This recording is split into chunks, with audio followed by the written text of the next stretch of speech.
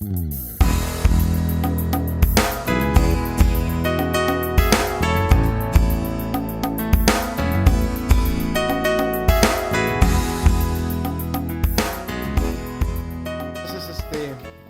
la semana pasada, comenzamos con el tema la unidad de la fe. Estamos hablando acerca de la fe, ¿no? Y les comentaba que muchos autores o comentaristas definen a la fe o toman de referencia la definición de la fe lo que viene en Hebreos 11:1, ¿no? Que dice que es pues la fe la certeza de lo que se espera, la convicción de lo que no se ve. Pero yo les preguntaba que cuál sería la mejor definición, ¿no? La definición etimológica, creo que muchos ya la conocemos, ¿no? ¿Cuál es la definición etimológica de fe? Pistis, ¿no? Es la palabra griega pistis, que significa ¿qué? Persuasión, convicción, confianza en Cristo, ¿verdad? Fidelidad, ¿qué más? ¿Qué más? Ser fiel a Dios, creer, fe, etcétera, etcétera, ¿verdad?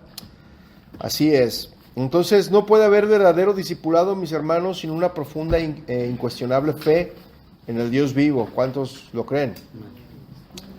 Entonces, el que va a hacer hazañas para Dios debe confiar en Él implícitamente, ¿no lo cree?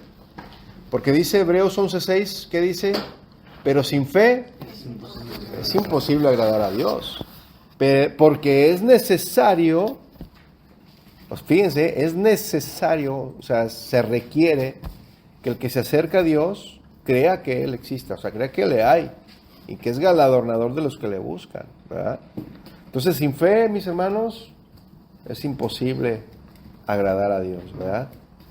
Entonces, eso es lo que veíamos a grandes rasgos acerca de la fe, ¿no? Como empezamos, ¿no? Entonces la fe, decíamos, no opera en el reino de lo posible, sino en lo imposible. Cuando ya hay cosas que ya se salen de tus manos, ya son imposibles para ti, para el hombre, ahí es donde entra la fe, donde opera la fe, y ahí es donde entra Dios. ¿Sí? Entonces la fe es la única objeción, o más bien la fe dice, si la única objeción es imposible, aquello puede hacerse, ¿no? Si para ti es algo imposible, usa tu fe para que se haga posible. ¿Sí? Eso es lo que la fe hace, ¿no? Entonces, esos a grandes rasgos, mis hermanos. Y vamos a continuar hoy con la clase número 5, la unidad 6, el tema la fe. Y nos quedamos que íbamos a hablar acerca de Josué, ¿verdad? Hablamos de Abraham, de Moisés, ¿verdad? Que salió, hablamos de Abraham, vimos los ejemplos de ellos, de que ellos son hombres de fe, que tuvieron fe. Y ahora vamos a hablar acerca de Josué. Vaya buscando el libro de Josué, capítulo 6, verso 1 al 11, vamos a leerlo. Pero no fue astucia, mis hermanos, de Josué a atacar a Jericó. Usted se fija. Josué, si existe el libro de la Biblia, ¿eh? Josué 6. ¿Sí me escuchan allá? ¿Sí me escuchan? Ok. Josué 6, versículo 1. Fíjense lo que dice la palabra de Dios, ¿no? ¿Lo tiene? Dice versículo 1. Ahora Jericó estaba cerrada. Aquí recordemos que Josué y el pueblo de Israel habían o acababan de cruzar el río Jordán. Tuvieron la misma, ¿cómo se dice? Manifestación poderosa de Dios, pero en esta ocasión fue el río Jordán que se abrió para que el pueblo cruzara el río Jordán. Y si ustedes ven, bueno, ya está secando, ¿no? El río Jordán. Pero el río Jordán es un río caudaloso, normalmente es un río caudaloso. Entonces ellos ya iban rumbo a la tierra prometida. Y aquí se encuentran con una ciudad, Jericó. Y dice, ahora Jericó estaba cerrada, bien cerrada, o sea, recalcando, o sea, estaba cerrada, bien cerrada, ¿no? Como algunos de nosotros que de repente estamos bien cerrados, ¿no? Que nadie nos mueve de ahí, ¿no? Pero esa ciudad estaba bien cerrada, ¿sí? A causa de los hijos de Israel. Y nadie entraba ni salía en la ciudad, ¿verdad? Mas Jehová dijo a Josué: mira, yo he entregado en tu mano a Jericó y a su rey con sus varones de guerra. Rodearéis pues la ciudad todos los hombres de guerra, yendo alrededor de la ciudad una vez, y esto haréis durante 6 días. O sea, una vez iban a rodear, y eso mismo iban a hacer durante 6 días, rodear la ciudad, las murallas, ¿verdad? Y 7 sacerdotes llevarán 7 bocinas. Bocinas, es un cuerno de carnero, ¿verdad? Que sonaba en shofar. De cuernos de carnero, dice aquí, delante del arca. Y al séptimo día, o sea, ya al día 7, daréis 7 vueltas a la ciudad. O sea, primero iba a ser rodear la ciudad una vez, ¿no? Y el séptimo día iban a hacer 7 vueltas, ¿no? Dice, y los sacerdotes tocarán las bocinas.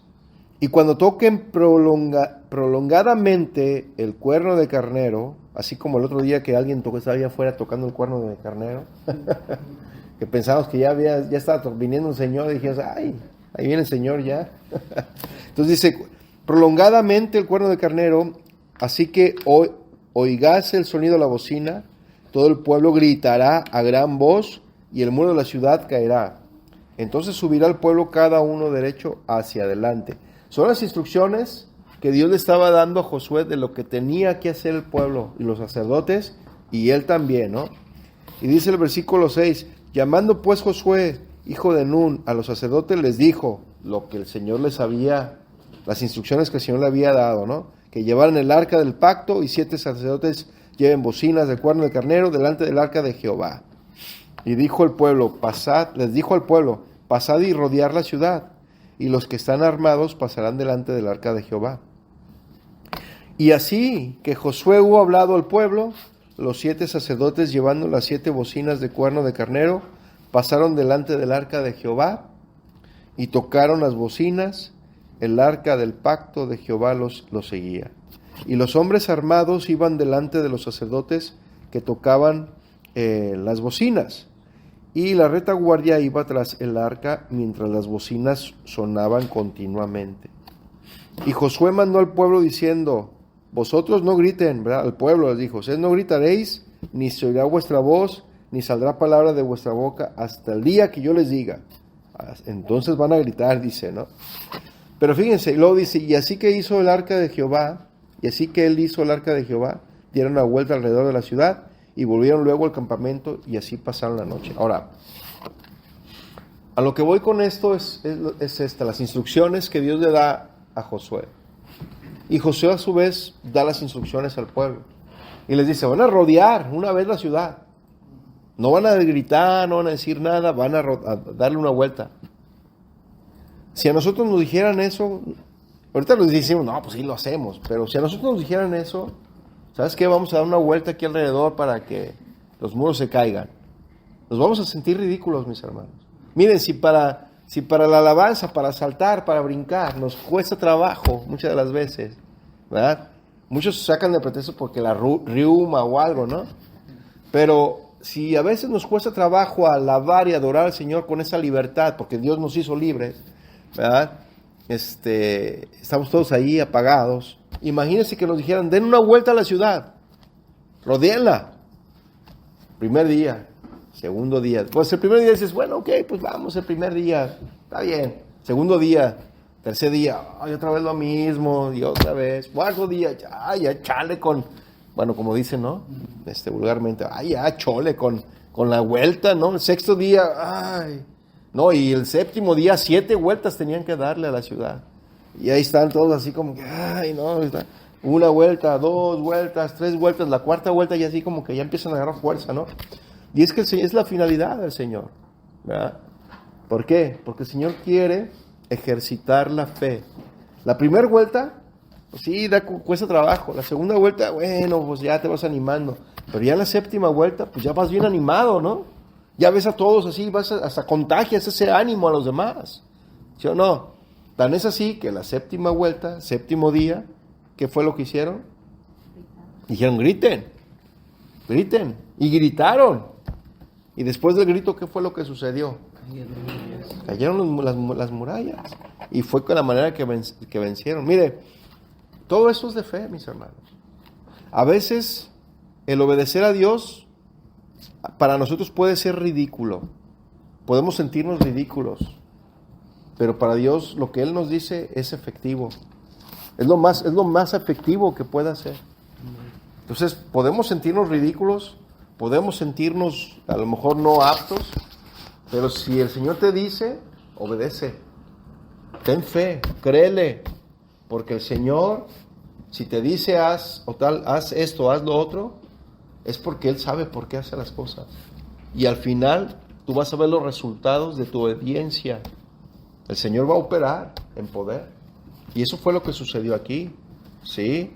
Entonces, los hombres del mundo se reirán de tal locura. ¿Pero qué cree? Surtió efecto, ¿no lo cree? Eso es lo que dice el libro, ¿verdad? Dice aquí, confiar en Dios, mis hermanos, surgió efecto. En realidad la fe es absolutamente racional, dice, ¿no? O sea, es una ración, que es más razonable que la criatura confíe en el Creador. ¿Qué es más razonable que eso? ¿Sí? En realidad la fe es absolutamente racional, dice, continúa diciendo el libro, ¿qué es más razonable que la criatura confíe en su Creador? ¿Qué es más razonable que eso? Tenemos que confiar en el Creador, ¿no? Dice, es locura confiar en aquel que no miente, no falla, ni se equivoca. ¿Es locura? O sea, es una pregunta, ¿se fija que es locura? ¿Es una locura eso, mis hermanos? Confiar en aquel que no miente, no falla, ni se equivoca. Algunos sí es locura, para algunos sí, pero para los que somos sus discípulos, para los que somos sus hijos, por más loco que parezca, pues no es así. Porque el Señor no miente, no falla y ni se equivoca. Amén. Entonces dice que confiar en Dios, dice el libro, es lo más sensato, cuerdo y racional que un hombre pueda hacer. No es un salto hacia las tinieblas. La fe demanda la evidencia más segura y la halla en la palabra infalible, o sea, la palabra que no se equivoca de Dios, ¿verdad? Que no falla, infalible, que no falla de Dios. Entonces nadie ha confiado en vano en Dios. Nadie que confíe en Él lo hará en vano. La fe en el Señor no incluye riesgos de ningún tipo. Y le voy a dar un ejemplo. Cuenta la historia, mis hermanos, cuenta la historia de un alpinista. No sé si usted ha escuchado esa historia. Donde está un alpinista que pues normalmente los alpinistas lo que quieren es conquistar la cumbre de la montaña, ¿no? Esa es la meta, ¿no? Llegar a lo más alto de la montaña. Y hay montañas que son más difíciles que otras, ¿no? Hay una montaña que todo el mundo quiere conquistar. ¿Ha escuchado hablar de esa montaña? El Everest, ¿verdad? Y es una montaña difícil, peligrosa incluso. Muchos pierden la vida ahí. Entonces cuenta la historia que este alpinista, pues iba todo decidido, se preparó, se puso sus herramientas, su vestimenta, lo que necesitaba pues para poder escalar esa montaña. Y comenzó a escalar la montaña. Y saben que cada vez que van las alturas, entre más alto vayas es más difícil escalar, ¿no? Porque es más rocoso. Entonces los alpinistas lo que hacen es que van soltando una soga, no sé si se han fijado, y la van poniendo en las rocas, la van clavando para que la cuerda haga como una, ¿cómo se llama ese lo que usan cuando trabajan en las alturas? ¿Cómo se llama ese? Un arnés, se llama arnés. Entonces ellos traen un arnés, ¿verdad? Con ganchos y esa soga es como una soga de seguridad. Eso lo hacen ellos. Yo no soy alpinista, ¿verdad? Pero investigué. Entonces ellos lo hacen, esa soga lo hacen para generar una seguridad que por si dan en dado caso que den un paso en falso y se caigan, pues ellos pueden colgarse de esa soga y quedar colgados y volver otra vez a retomar.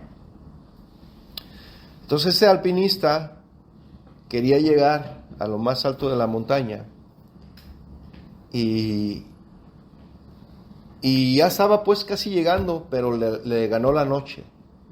Entonces él dijo, híjole, ya me falta poco, yo tengo que llegar a lo más alto de la montaña, me falta poco y no me voy a dar por vencido. Y empezó a escalar más, le ganó más la noche. Tan es así que ya estaba todo oscuro, ya no se podía ver, pero él siguió escalando. Entonces en eso, como ya no estaba oscuro, él da un paso en falso y comienza a caer en el vacío. Y la soga se empieza a escuchar, ¿no? Ya ven cómo se escucha la soga cuando va cayendo, ¿no? Se escucha fuerte y él trató de detenerse y no se detenía y caía y empezó a caer. Y de repente, ¡pum!, que queda colgado, ¿no? Entonces ya era la noche, no había nadie, estaba nevando, estaba haciendo frío y el alpinista lo único que hizo fue clamar a Dios, ¿no? Clamó a Dios. Comenzó a clamar y decir, Señor, sálvame, Dios mío, ayúdame, te necesito. Sí. Y se escuchó de repente un silencio. Volvió a clamar. Entonces el alpinista comenzó a escuchar una voz que le decía, suéltate de la soga. Suéltate de la soga, porque él quedó agarrado a la soga. Suéltate de la soga. El alpinista hizo un silencio y se quedó pensando. Y cuentan que al día siguiente los rescatistas encontraron a un alpinista muerto colgando a tan solo medio metro del piso. ¿Y todo por qué? Porque no tuvo fe. Y hay muchas veces nosotros somos como ese alpinista. Clamamos a Dios pidiendo por ayuda, por un milagro, pero cuando el Señor nos dice lo que tenemos que hacer, no le creemos. Y por no creerle es cuando perecemos, como este alpinista, ¿no? Que estaba a medio metro, tan solo a medio metro, a un pie de distancia del suelo. Si le hubiera escuchado, hubiera hecho caso a la voz de Dios, si hubiera soltado, hubiera salvado su vida. Pero a veces por la falta de fe perdemos la vida, por no creer, por no confiar en el Señor. Y la fe, mis hermanos, glorifica verdaderamente a Dios. La fe glorifica a Dios. Le da el lugar como el único ser completamente digno de confianza. ¿Sí? Por otra parte, les estoy leyendo el libro, ¿verdad? Por otra parte, la comisión, credulidad, la comisión, dice,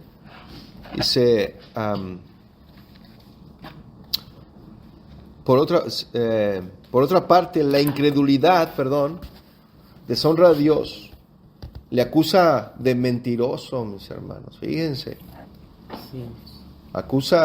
le acusa de mentiroso, la incredulidad, la falta de fe. Cuando nosotros no tenemos fe, mis hermanos, en Dios, estamos automáticamente diciendo que Dios es un mentiroso en su palabra, porque no le estamos creyendo. Y vean lo que dice la primera, vamos a leer, primera de Juan 5:10, por favor.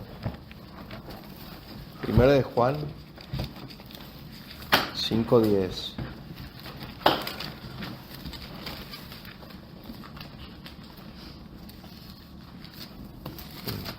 ¿Ya lo encontró? Yo todavía no. No está. Es que tengo tantas hojas aquí. Primera de Juan 5:10. Vea lo que dice la carta de Juan. Dice, el que cree en el Hijo de Dios tiene el testimonio en sí mismo. Y el que no cree a Dios, ¿qué? Le ha hecho mentiroso. Porque no ha creído en el testimonio que Dios ha dado acerca de su Hijo. ¿Se fijan, mis hermanos? Cuando nosotros no creemos en Dios, cuando no tenemos fe en Él, le hacemos un mentiroso. Y eso, mis hermanos, es una ofensa para Dios. Le ofendemos a Dios cuando no creemos en Él. Entonces, limita, ¿verdad? Nuestra falta de fe, nuestra incredulidad, limita a nuestro Dios, ¿verdad? Al Dios de Israel. Salmo 78, 41, por favor. Salmo 78. Salmo 78, 41.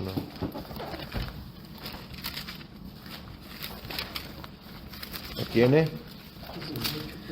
78, 41, sí lo tiene, ¿verdad? Dice, y volvían y tentaban a Dios y provocaban al Santo de Israel, ¿verdad?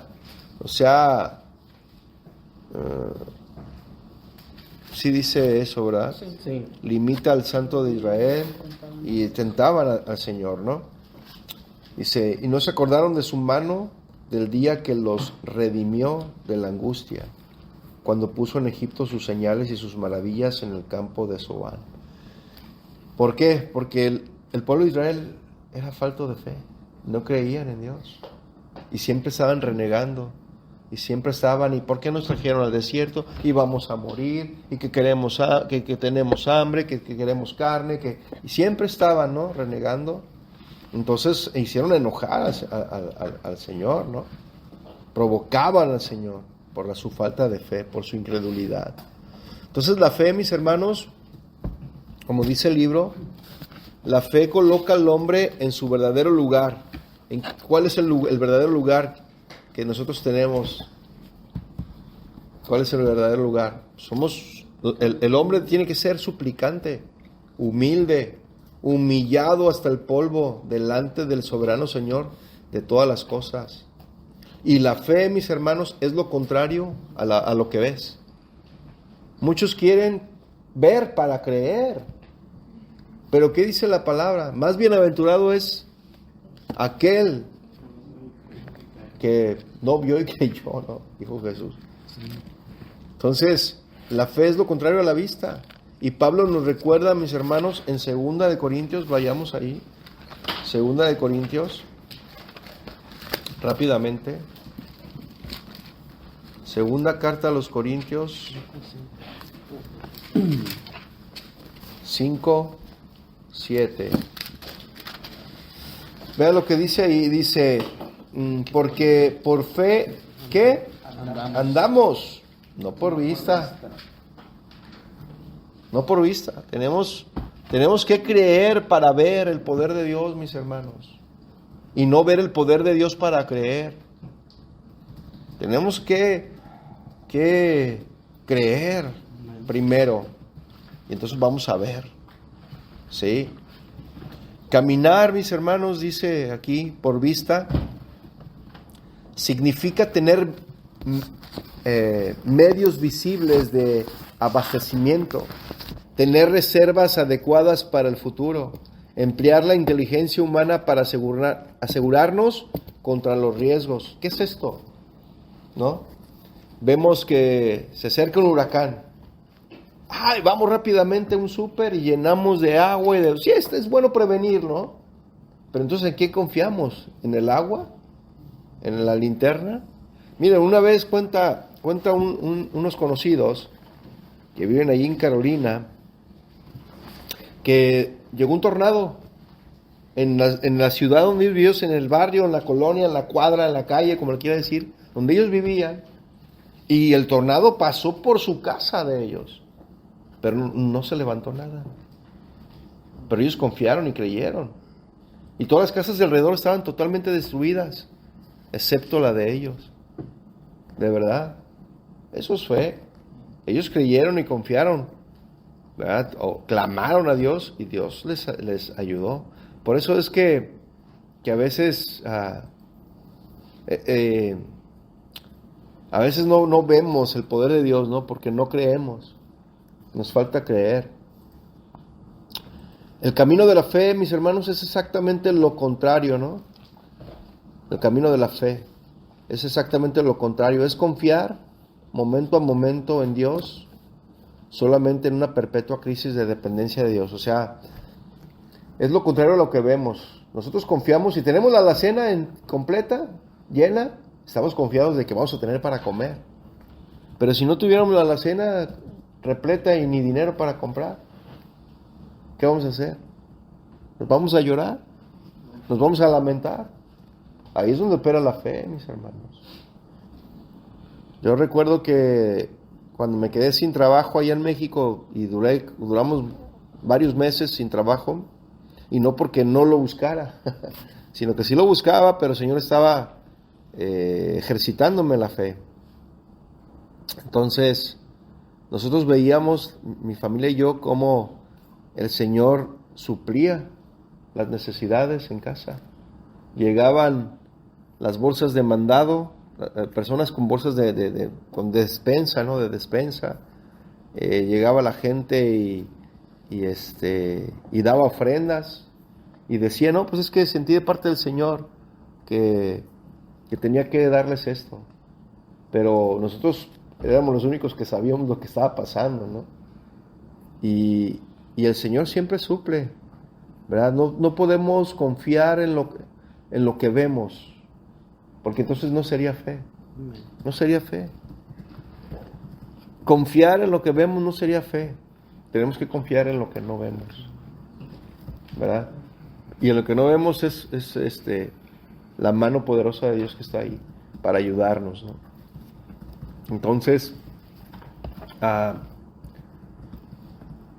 dice el libro, si no puede ver por dónde va a ir, dice así.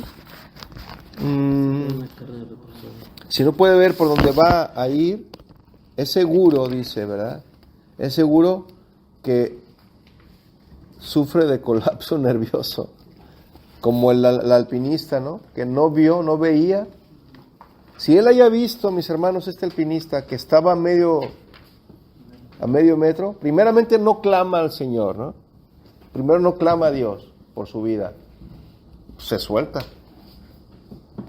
Pero como no veía, le faltaba confiar en Dios.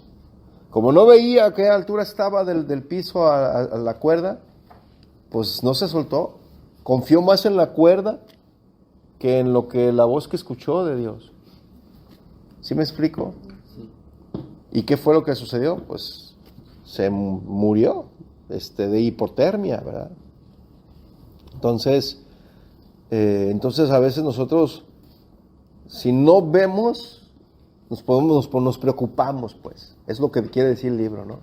Que nos preocupamos por cosas insignificantes. Ya no tengo comida. ¿Qué vamos a comer? ¿Qué vamos a beber? ¿Qué vamos a hacer? Empezamos a preocuparnos, ¿no? Nos empezamos a poner nerviosos. Pero la fe da el paso hacia adelante en obediencia a la palabra de Dios, mis hermanos. La fe es acción. Y la acción es obedecer la palabra. Esa es la acción. Se levanta por sobre las circunstancias, dice la fe, y confía en el Señor para la provisión de todas sus necesidades. ¿Cuántos dicen amén? Amén. Todo discípulo, mis hermanos, que decide andar por fe, puede estar seguro que su fe será probada tarde o temprano. ¿Sí o no, hermanos que me escuchan? Les voy a platicar una anécdota. Una anécdota de un hombre que estaba pasando por una situación en su vida y no sabía qué hacer.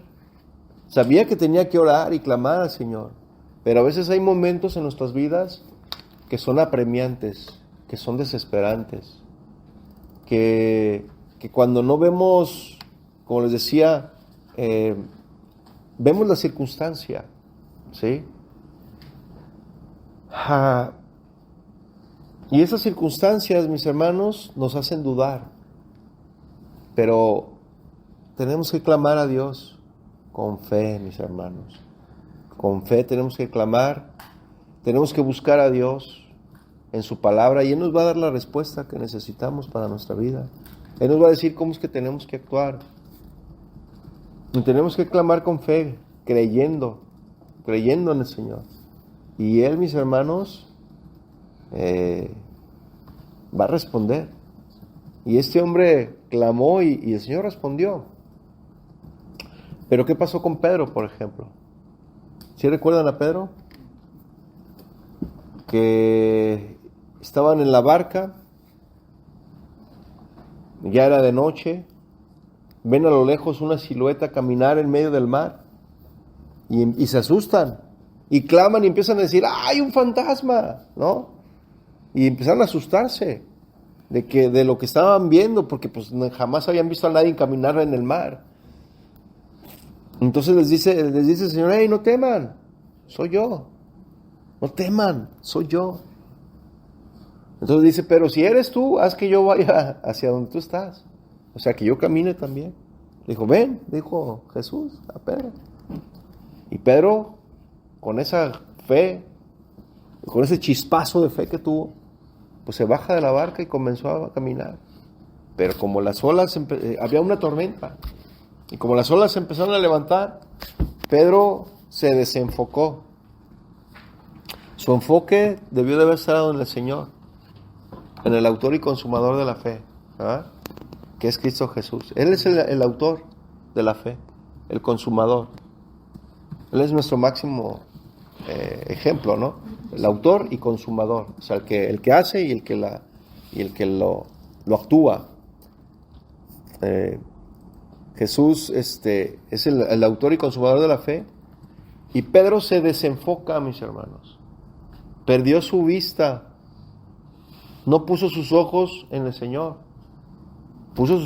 empezó a poner sus ojos en las circunstancias, empezó a poner sus ojos en las olas del mar, y comenzó a dudar, comenzó a tener miedo, comenzó a dudar, y comenzó a hundirse. Se hundió literalmente. Y Jesús lo jala de las greñas, no de las greñas, no. Jesús lo saca del mar, lo toma, lo saca de ahí. ¿Y qué le dice el Señor? Hombre de poca fe. Y a veces nos dice el Señor a nosotros así. Hombre, mujer de poca fe. ¿Por qué dudaste? ¿Por qué dudaste? ¿Y saben por qué dudamos, mis hermanos? Porque nos desenfocamos, porque quitamos nuestra mirada de Jesús y la ponemos en las circunstancias. Y cuando ponemos nuestra mirada en las circunstancias es cuando entonces nos hundimos en el mar de las circunstancias adversas, ¿verdad? Entonces, como dice el libro, ¿verdad? Tarde o temprano será llevado hasta el límite de sus recursos humanos. O sea, nuestra fe va a ser probada y tarde y temprano será llevada hasta el límite de nuestros recursos humanos, ¿no? O sea, ningún recurso humano, por el que tú quieras usar, llegaste al límite, ya no hay más. Van a ser usados todos sus recursos. Vas a tener que ya usar algo que ya es sobrehumano. Y luego dice, se sentirá tentado a recurrir a sus semejantes en busca de auxilio. Es lo primero que hacemos. Ay, no tengo que comer. Y vas con el compadre. Oiga, compadre, ¿me presta? Me presta para poder surtir mi despensa. Además, ya ni el compadre, la tarjeta de crédito, mis hermanos. ¿No? ¿Por qué? Porque no. O sea, eso hay que recordar que la tarjeta de crédito solamente para una emergencia, ¿no? Porque no es dinero nuestro. Pensamos que es dinero nuestro, pero no es dinero nuestro, es dinero del banco. ¿Sí? O sea, no es un dinero extra que tienes ahí, porque no es tuyo. Entonces, cuando no tiene fe el hombre, siempre recurre en busca de auxilio a sus semejantes. Pero cuando nosotros que somos discípulos de verdad, lo primero que tenemos que hacer es recurrir ¿a quién, mis hermanos? A Dios, ¿verdad? Entonces, si realmente, dice el libro, pero si está realmente confiando en Dios, esperará en Él solamente, en nadie más, ¿sí? En nadie más. Porque, ¿cuántos recuerdan el centurión que fue en busca de Jesús? Y le dijo, ok, vamos a tu casa. Y el centurión le dijo, ¿sabes qué? No es necesario que vayas a mi casa. Una palabra tuya es suficiente para que sane. Y no era judío, mis hermanos. A veces la gente del mundo tiene más fe que uno, ¿no? Y le dijo el Señor, y les dijo a los que estaban ahí, jamás había visto tanta fe como este hombre. Y le dijo, ¿sabes qué? Tu hijo, tu siervo está sanado. Y sanó. ¿Por qué? Porque creyó. ¿Verdad? Entonces, pues aquí le vamos a dejar, hermanos. Vamos a continuar la próxima semana con leyendo el libro y viendo más acerca de ese tema de la fe. Vamos a orar, hermanos. Padre, te damos gracias a ti hoy en esta noche por tu palabra. Gracias, Señor, porque muchas ocasiones nos hace falta más confiar en ti, Señor. Necesitamos confiar más en tu palabra. Necesitamos confiar más en tu poder, Señor. Porque los hombres de la antigüedad en nada se diferencian con nosotros, Señor. Porque las cosas que a ellos les sucedían, los milagros que ellos experimentaban, los experimentaban porque tenían fe en ti, porque confiaban en ti. Y nosotros podemos experimentar lo mismo, Señor. Ver milagros, ver tu poder, Señor, manifestándose en nuestras vidas. Pero lo que nos falta es creer en ti. Y muchas de las veces nos hace falta creer en ti. Y queremos pedirte perdón, Señor, si nos hemos equivocado, si no hemos confiado en ti. Queremos que nos perdones, Señor, porque la palabra nos enseña que te hacemos mentiroso cuando no confiamos en ti, en tu palabra, en tu poder.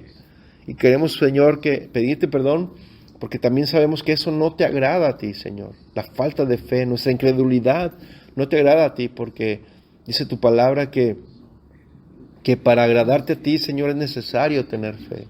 El que se acerca a Dios debe de creer que Él existe.